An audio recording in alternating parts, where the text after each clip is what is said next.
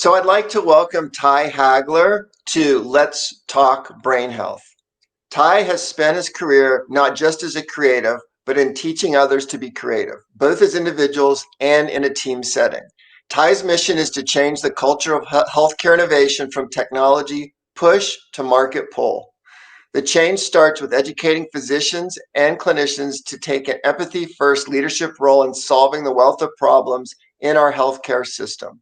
He's the principal and founder at Trig, an award winning industrial design consultancy that works with startups and corporate innovation teams. Ty is a frequent public speaker, co host with Jared Gableton on the Med Design podcast, and mentor to young professionals. In his spare time, he's an avid reader and keeps up with a busy family life with his wife, 3 kids, and a pet Brittany that needs a daily run to manage its energy. Thank you, Ty, for joining us on Let's Talk Brain Health. And is there any additional information about your background you'd like to share with our audience? One, thank you, John. Thank you, Crystal, for having me on the podcast. Since we're talking brain health, might add just a surprising insight that came from our work with one of the clinical teams that, we regularly do these kind of extended time period where we're teaching empathy and creativity to like clinical teams. And so this was, one of so she leads a larger group, and she observed that like the Trig designers are just happy people. And like in contrast to kind of maybe like a baseline that you might get from the population. And so that observation was like, we don't think of ourselves as happy people. I mean, we have our ups and downs and everything, but it kind of set me down a rabbit hole of investigation into the mental health benefits of practicing creativity at an individual level. And there's a lot of different attributes of that. We can talk about, say, like dopamine pathways and all of that, and kind of how you're tapping into when you're building up that kind of creative skill set, you're tapping into like different dopamine pathways that are just really interesting. And so I think that's something we can dig into here. Yeah, that's awesome. And I just wanted to mention the reason I noticed Ty, I was on LinkedIn and I had just finished this Stanford corporate innovation program, and I was all into this creativity stuff. And I was talking to Crystal about, how we're going to develop the podcast. And I saw your background and I said, you have to be a podcast guest. Absolutely. And so I'd like you to tell us more about your journey and what led you to become so passionate about teaching creativity and driving innovation in healthcare. Okay, fantastic. Within my professional journey, I was first an individually very creative person. So all throughout like elementary school, middle school, high school, I was the kid in the back of the class, just drawing all the time, took all the art classes. And so was going to go to art school and then recognized that maybe I should do something a little bit more applied. And eventually found my way into Georgia Tech's industrial design program, which is a mix of art and engineering to do like the design, the aesthetics, the ergonomics of physical products. And had graduated from Georgia Tech in 2003, and then did well enough at a World Championships in flatwater kayaking to be part of Home Depot's Olympic Job Opportunities Program, which then landed me in the corporate group. And so early on, it was just kind of doing like basically like, kind of helping out the ad department. But my manager challenged me with basically a product design concept as kind of they didn't have in-house innovation at the time, but challenged me with the concept. And so I was training for the Olympics at the time and was going up and down the river on the Chattahoochee River, and just had an epiphany as I was working on this of like one of the best ideas of my career. So then organized that into a kind of your industrial design process, and then pitched the idea to my boss. He then had me then go pitch it to the VP of advertising. We then went and pitched it to the executive vice president of merchandising. Everybody got all excited about this idea. And so then that then led down this pathway of like, kind of how do we then get teams of people interested in following innovation? So at the time, like, your training as an industrial designer is for your individual creativity. And yet actually driving innovation programs requires much more than just the designer. You need everybody that's going to be impacted by that program to have a say in that. And so there was this thing called an ideation session that I was starting to hear about. It's like, okay, cool, let's run an ideation session. My first session was bad, just bad. Like like trying to figure out how to teach creativity to others, where like you try to tell somebody who's like, has a lifetime of experience in say like managing like business operations, hey, for a little bit we're going to have no bad ideas and we're just going to have a free for all in exchange. We were not speaking the same language, and I really didn't understand how to teach that in that moment. So like that early on, like, you know, kind of mix of success and then setbacks really set me down this path of trying to understand how do you bring other people along for something that is intrinsic to designers. And so there's this terminology you'll probably see floating around there called design thinking, which is basically people from a non-creative profession adopting what works from the creative professions and using that methodology in order to like have a process and have it so that the what looks like a lack of structure is baked into a structure and a process to make it more familiar and comfortable to people that aren't familiar with the creative process. And so, you know, we've been teaching that in a lot of different contexts. And so had also, as part of my MBA, got exposed to medical devices and really started to see some profound impact and the ability to have a depth of just impact in the healthcare space as part of some of that work. And so as part of our client work with Trig, we've done a lot of work in healthcare, medical devices, and really have just like become enamored with the space, because you can just see like, you know, you're doing a lot of good in the world when you start looking at how do you change outcomes for patients? How do you make the workplace better for healthcare providers? There's a lot of just big impact you can have in that space. And so that's been part of how I've been drawn into that area. And we've done a lot of different engagements, either with, say, the biomedical engineering student groups and teaching creativity to engineering students, or even working with healthcare providers to teach, you know, basically the unique capabilities and skill sets that providers bring to innovation because they're experts in what the problem is. And then layering on a level of creativity to that to then come up with novel and unique solutions. And so that's just something I've just been passionate about, and I just have a lot of fun doing. Which, if you can kind of mix something you enjoy doing with your profession, that's just, you know, that's just great. So.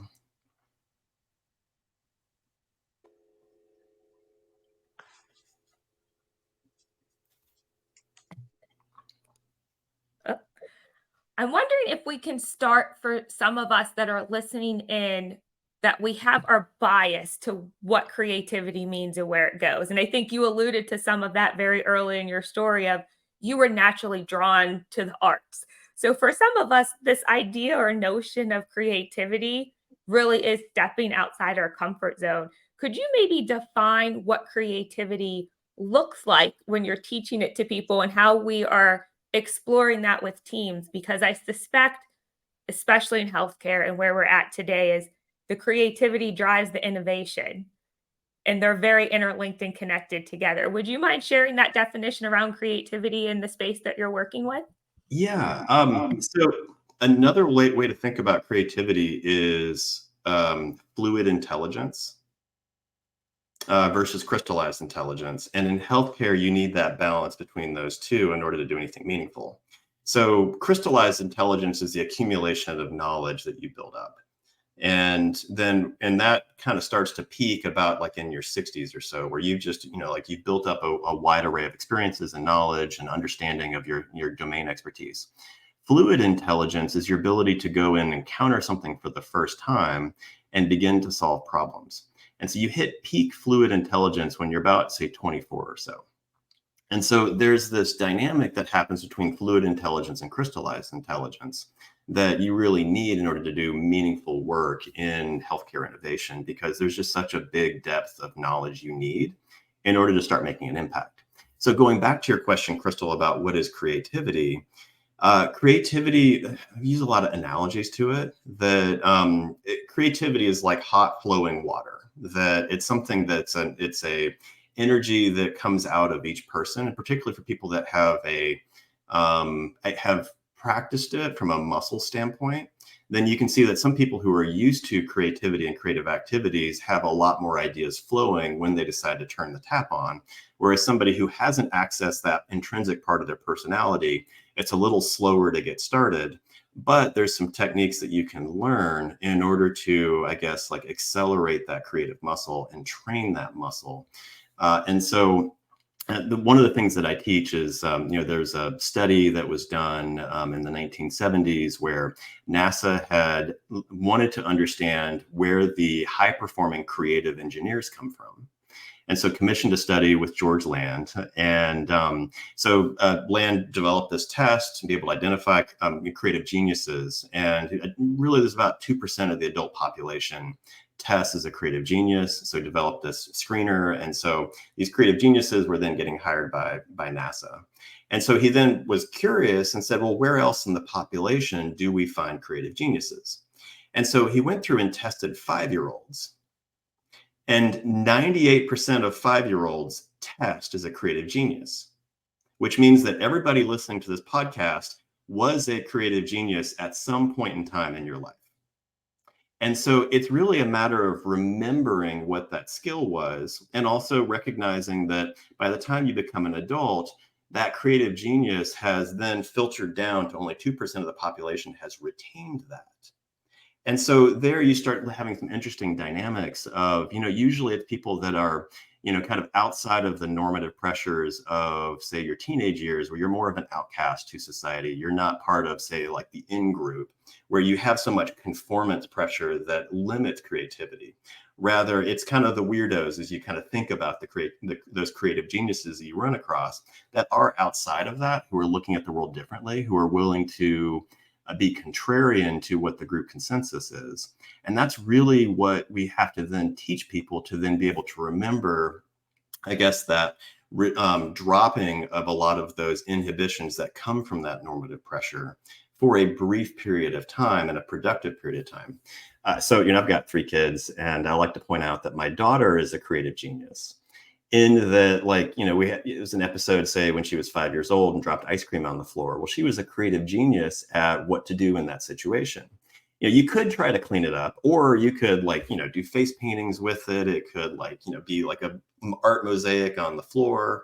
As a creative genius, you come up with lots of possible ideas that aren't hygienic, that aren't actually going to get the job done. And so raw creativity is it's not productive. And so you have to do something with that and shape it and scope it. And so when we teach it, one of the things that we look at is that, putting constraints on creativity so that it can be useful. And so one of the mantras that I have is that design without empathy for the end user is malpractice. That you have to be grounded in an understanding of what the core problems are and put constraints on work for this period of time. We're going to put our creative energy into this empty container of what the strategic intent is. And then from there, we can have a more productive session. And so, I like to quote Lao Tzu in the Tao Te Ching, is that it's not what is inside of the teapot. Rather, it is the emptiness of the teapot that allows you to then pour in creativity, the hot water that can then have a nice cup of tea, as opposed to just pouring hot water on the table. It makes a mess and goes everywhere. So if you're just asking people to go into an ideation session or be creative without giving them some guidelines and prompts, then it's an unsettling and unfamiliar activity. But if you're spending the time to deeply diagnose what the problem is, and then allowing for that free-flowing creativity and having a wealth of ideas to choose from, then you can start having a productive use of that. So sorry, I can start riffing on this topic for a while, but it's a neat space to play in. No, you have the creative brain, and that's why we're having you with us, is to pick it. You mentioned in your workshops or in your work with individuals or groups that there's some tips you have for people that might be able to start spurring that creativity. I suspect many of us listening in have some ideas. If we exercise, we know our brains are a little different afterwards. Sometimes I always chat with people as the best ideas come in the shower. Yes. So would you mind explaining a little bit behind that, and maybe what's your tip for some of us to start spurring down that path of creativity? Absolutely. Okay. Yeah. Let's talk about individual creativity for a bit. And, Crystal, you're exactly right that when you're when you're going through and moving, you're activating your divergent pathway, or like the dopaminergic pathway that is linked to divergent thinking. And so that's where, if you're outside, you're walking, or you're kind of doing something where you're allowing an open monitoring context, that's the state in which movement is directly linked to new ideas. Whereas when you're in a convergent mode, where you're then trying to narrow down and select for the best fit option, that's where you're in much more of a hyper focus attention. That's a different aspect of the dopamine circuit that's then having that degree of focus. So oftentimes, we like, for example, this morning, as I was thinking about what to talk about on the podcast, I was going out for a walk and a run with the dog, and like kind of allowing for that free association of ideas to come in, and then waited to drink coffee until I'd gotten a lot of ideas in place to then start narrowing down and trying to filter down to what that focus might be. So, there's really 5 aspects to like working on your internal creative aspects. So one is insight. So making sure that you're like actively looking to see and feel and experiences new elements in a new way, to try to build like an aha moment by like having an open context. Daydreaming is one of just, recognizing that mindful rest and procrastination actually can kind of lead to like that, kind of free association for new inputs to come in. The other one is hands-on. You notice I'm gesturing a lot, but like a lot of designers oftentimes have a hands-on activity that they're doing, even if it's not directly related to their work. But by using your hands to think, there's a lot more fulfillment that comes from working with your hands. It's like the IKEA effect, right? Like if you've gone through and built the furniture yourself, you're going to attribute more value to it than if you had just bought it pre-assembled. And then the last one also is just mind shift, where if you can be empathizing with other people, shifting your mindset, so you're seeing the world through new eyes. Like, I like to look through my daughter's eyes because she lives in a very imaginative world.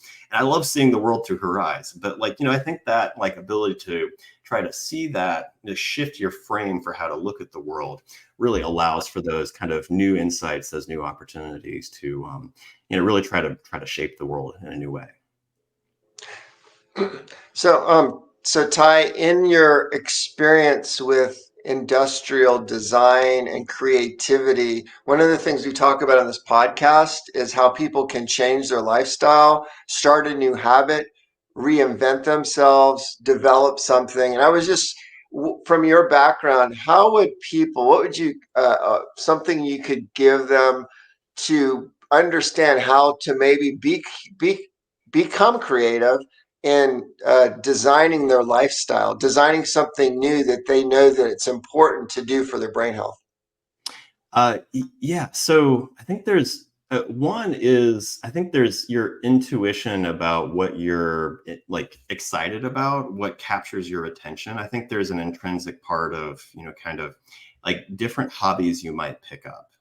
And so I think if you find that electric jolt of, say, you know what, today I'm going to go through and do a woodworking project and learn the skill in order to go through, like, if you're picking up wood for the first time, let's say, and go through and learn the skill of, really trying to go through and plan an activity, figure out like, okay, I'm just going to go buy a kit from Lowe's that's the like, assemble a, say like a pirate ship or something like that.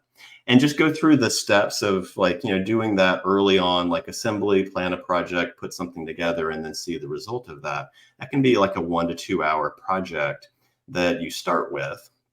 And so having like, that reward mechanism of like starting something that you can have the end in sight, that are like narrow scope creative projects that you can then increasingly do more of those and kind of finish that loop, allows you to keep building increasingly complex creative projects where you can then start to do, say, multi-evening projects, like extended projects. Because I think what also can be challenging is tackling something that is like just a way beyond, I think, your current capabilities, and you can get disheartened by like, not having that kind of sense of completion as well from kind of getting started in a creative activity.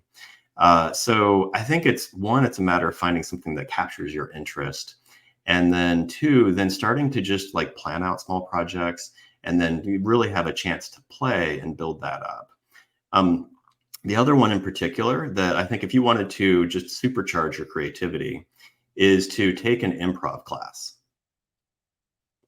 Improv actors are hands down some of the most creative people, because you're having to overcome a lot of different just fears. I mean, like, one, you're up on stage. Two, you're having to be funny, which those are two like complex just like skills in general of like public speaking plus humor. And then at the same time, there's no script, which is just terrifying, right? And so and I think we borrow a lot from improv when we teach creativity, in that we teach the rule of agreement. And so during improv acting, the one rule that you have to follow is that you have to agree with everything that happens to you. And so from a similar context with creativity, with divergent thinking, you're deferring judgment to later, but you're responding to somebody else's idea with yes, but, and. So somebody might throw out an idea of, you know what, gravity kind of sucks. So let's like negate gravity and have an anti-gravity device so that our lawnmower doesn't leave tracks on the ground. It's like, well, okay, yes, that would be cool to not have tracks on the ground. But anti-gravity technology is a little ways off. What if we change the fan blade on the lawnmower to more of a wing blade so it can levitate? And so, like, you're saying yes, but and to build upon the ideas of other people. And that is the exact same dynamic that happens in improv acting. And so those are just different practical things you can do to just build upon your creativity, whether you're introvertedly like wanting to build a woodworking project with your hands, or you're extroverted and go join an improv acting class. Any of those pathways can help build that up. But it is kind of like figuring out what are some of those core skills there that lead to more creativity that's personalized to you.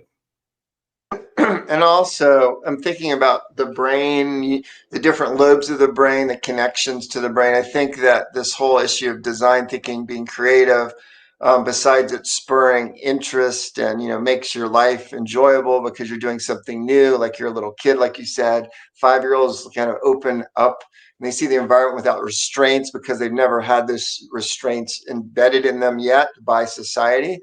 The frontal lobes are important in executive function and decision making and planning and organization. And I think doing these creative maneuvers, clearly, one of the goals or the hopes is that strengthening those parts of the brain. You're kind of reconnecting your frontal lobes in different and new ways. Yes, absolutely. Because I think if you have too much of a dominance on the executive function to where you're looking for certainty and you have a low tolerance for ambiguity, then I think that is often a mistake that large organizations make when they approach innovation. In that you're used to, say, like a streamlined process, the best practices, where like all of the uncertainty is already mapped out of the system. And so therefore we're just going to go from point A to point Z, and it's a stable linear path. Design thinking is not stable nor linear. Oftentimes you are having to go sideways, completely tangentially off of, say, the intended target, because that's the only way you can then start to figure out what are these funny humans going to do when we give them something new that they're going to be responding to. And there's no previous data to map what human behavior, how human behavior is going to respond to something, say like, a new product offering, a new service, a change in, say, the kind of clinical procedure. Like, how humans react to novelty is something that's unpredictable. And you have to do low risk experiments in order to understand what will happen next to build up that data set. And so that's something that is kind of part and parcel of the whole design thinking methodology. The other, I guess, attribute I'll say is that immature organizations that have a low comfort with ambiguity will oftentimes take the first idea that's presented and then try to optimize that one idea. So that's an immature approach because, like we said, like design without empathy for the end user is malpractice. Right. So we first have to come up with what are all of the like the problem domains and come to agreement on that, and then narrow that down to solving for a very specific problem domain. And then allowing for ourselves to then come up with, say, 300, 400 ideas for how to solve for that. And so then, because you think about it, the statistical probability of your first idea out of 400 being the best one is very, very, very low, right? And so, but we kind of start with this electrifying, like, hey, I had an idea. Cool. Now let's go optimize it. That's a immature response versus understand the problem, come up with lots of ideas. Now use our executive function to then filter and make decisions on, okay, we've actually now have 6 really good possible pathways. Now let's go through and test each of these for as inexpensive of an experiment as we can run to then get validation of actually these 2 ideas might be interesting. Now we're comparing A versus B and going, actually, I think the best pathway for this surprising thing that we never encountered before is option C. And so we're going to go with that. And it's completely counterintuitive than if you had just started with your first idea. So anyway.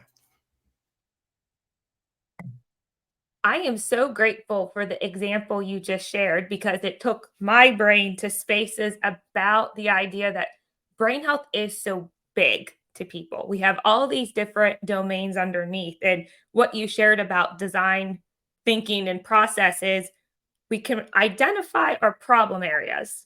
And there's likely for many of us more than one where we could say, I can improve.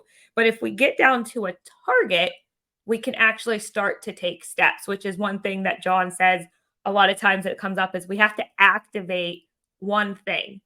And what that led to in my brain with hearing your conversation today is I think around creativity in brain health is we've heard all these misconceptions or these ideas of this should work for me. This works for people I know. I've seen research, and yet this doesn't resonate with me where I'm at. And so, how do we then reconfigure what our goal is, such as relaxation, like meditation or breath work? And when we've tried a mindfulness based one, it doesn't work. So, how can this like creativity idea of stretching and trying new and different things from what you shared, I think really mirrors well with brain health and where people are? And I'd love to hear if you have any additional thoughts to add for that, because I suspect that happens in your process and working with teams of, well, this should work, but it didn't. And now we've entered this beautiful area where we can explore how can we nurture that into our own lives?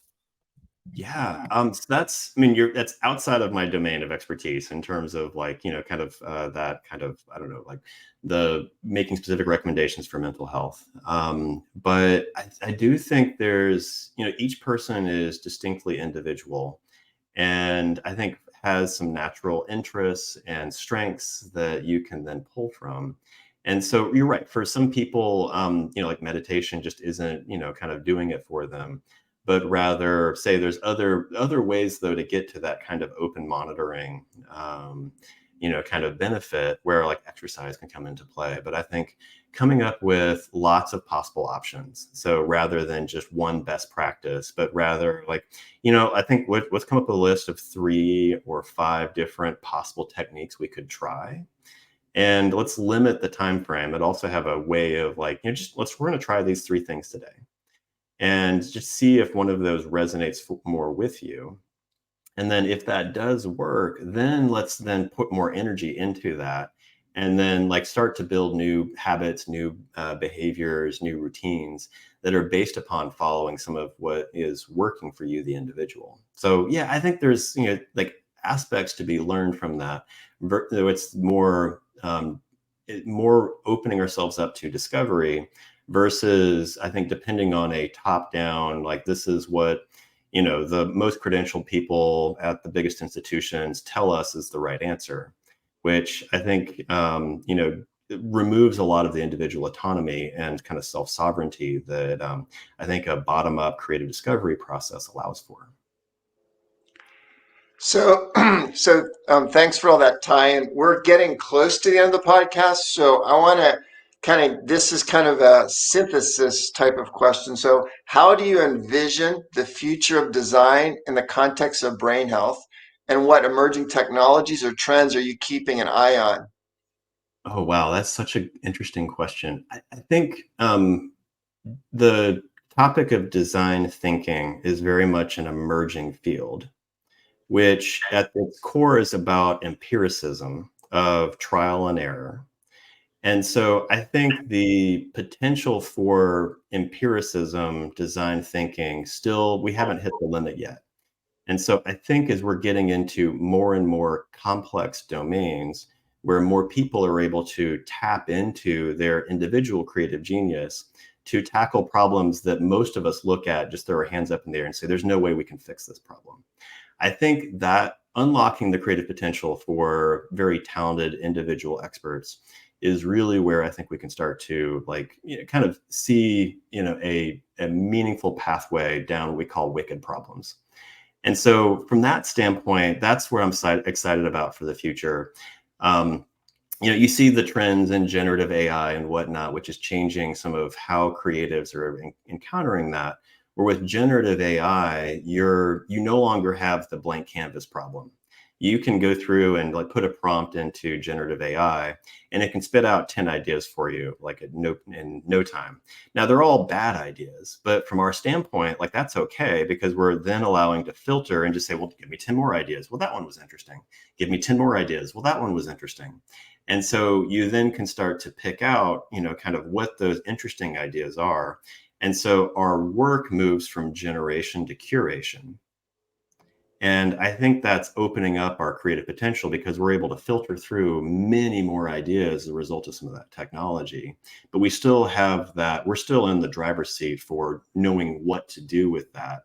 And so that paired linkage of generative for getting to more ideas and curation and judgment and executive function is where that balance, I think, is where some of the really interesting potential for the future comes into play. It's been such a wonderful conversation with you, Ty. And I think in letting us realize we have options for our brain health. We have different ways we can go, and we may need to stretch our brains to think a little bit differently about the area that we're targeting. In our final few questions that I have for you, it's a bit of a mental challenge for you. First thing that comes to mind. But I noticed that Trig, and in your bio, you mentioned you are an avid reader. You've curated a list of books on your website, which we will include in our show notes for anyone tuning in. But with your passion for reading, is there one book or resource that had a particularly profound effect on your work or approach to creative thinking? It's like having to pick a favorite kid. No, I mean, I'm regularly picking up books as a tool for thinking. And so, the one I've been most enamored with lately has been The Mom Test. And so that book is about basically that if you go out and ask customers, if you ask stakeholders what they want, and you've already told them what your idea is, they will lie to you, because they don't want to insult you about the quality of your idea, because you put your ego on the line. And so from that standpoint, I'm entertained by that book and the message of it, because rather, if we spend time to use our curiosity and creativity and empathy to try to really understand what's going on for people and look at past behavior, and that, that those are the opportunities, that it's not the customer, the stakeholder's job to tell us what the solution should be, but it's also not our job to tell our stakeholder what their problem is. And so that, I think, that distinction, that delineation of responsibilities between problem identification and elaboration versus coming up with new creative solutions, I think it's something it's such a practical book that it's a new one that I've read maybe in the past, say, 6 months or so, that has profoundly shaped my approach to creativity and empathy. Thank you for sharing that. I suspect lifelong learning is a salient part of many people's lives, including our audience, where we get these recommendations from an expert and see, maybe this now has a new insight for me and where I'm at in my journey. I have a bit of a personal question for you. What is your one non-negotiable for your own brain care? I shut down in terms of I've got hours in which I'm working, and that I get up at, say, 4 a.m. in order to be able to have that free space to be able to explore and read and catch up on emails And then, we've got kids that get off the bus at 3 o'clock. And then for me, I try to shut down professionally and then have a clear boundary between, personal life and work life. And I think that separation and that discipline of trying to have those regular routines make it so that the creative life can be sustainable. Because you need those boundaries in life, and if everything flows all the time without those kind of that clear discipline in place, then it becomes overwhelming. You get overstretched. You take on too many projects. You don't say no to enough things, and so just having time as a constraint for me is the big no for me. That I try to make sure that I observe unless there's some kind of crisis that comes up. So. No, I appreciate you sharing that. It's one that I think many of us can quickly neglect or push that boundary very quickly. And then we realize how hard it is to pull back, the amount of effort we put in to pull back once we just lose that line. So I think that resonates with many of us. I want to make sure you have the final word with us today. What's the main takeaway you would like our listeners to have about creativity or design thinking and brain health? I think, yeah, let's see. Let me think about this. I would say that in terms of brain health, I think creativity is an aspect of your personality. You may not think of yourself as creative, but that's something that is an intrinsic part of who you are as a human. That is something you can discover in yourself, and that it's something that you can take steps to build that momentum, that energy, that just muscle memory that can allow for something that's both fulfilling and restorative. And so I think if you can be aware of those moments in which time goes by quickly, where you seem to lose yourself in the activity, the craft of whatever it is you're tackling, that those are moments that can also be really good for your brain health, to set aside the busyness of your life and then have that moment of being able to be immersed in whatever the task is that attracts your attention. And so ultimately, I think that level of creativity is something that can just be, personally beneficial. And then as you move into the wider world and try to make an impact, how you approach that from a team dynamic has a completely different set of rules to it. But those two are linked because that's you personally showing up with your best version of yourself. And then being able to be a part of other people who share that enthusiasm and passion. And I just look forward to kind of seeing more people tap into their intrinsic creativity. One of the main missions of our podcast is to inspire and equip individuals to deliberately design a lifestyle that prioritizes their brain health and fosters cognitive well-being. Our conversation to you with how we're thinking about the actions we have or this process and creativity can really bolster our optimal health and well-being. Ty, thank you so much for letting us pick your brilliant brain on the Let's Talk Brain Health podcast.